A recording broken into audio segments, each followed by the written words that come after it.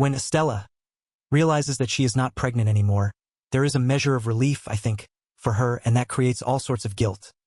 Newman says. Severide, meanwhile, is crushed to learn he won't become a father, so the pair feels as distant as ever. To complicate things, Stella is facing a professional challenge. New firefighter Sal Vasquez has joined her team and brought his bad attitude along with him. His insubordination is so appalling that Stella urges Pascal to remove him from Firehouse 51.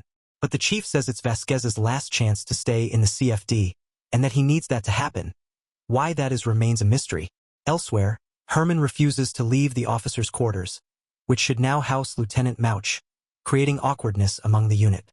Mouch isn't pushing the matter, even though his team encourages him to lay down the law.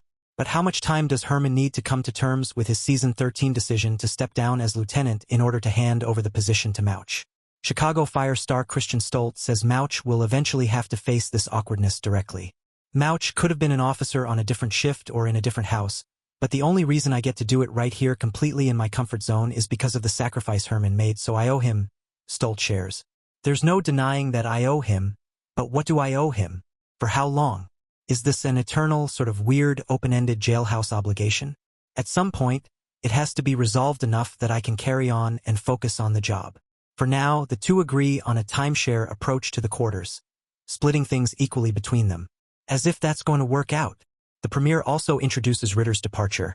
He jets off to New York to be with Dwayne after a gunshot wound lands him in the hospital, and the CFD layoffs that Newman has been teasing for a while.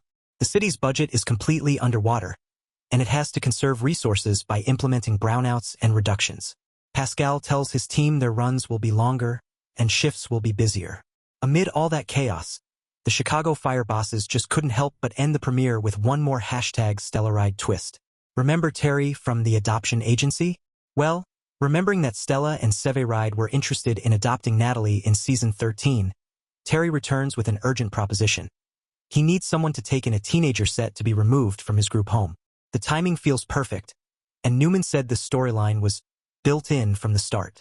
She said Stella's own history as an orphan teenager, her involvement with mentoring girls, and her recent history with Natalie have laid the foundation for an adoption all along.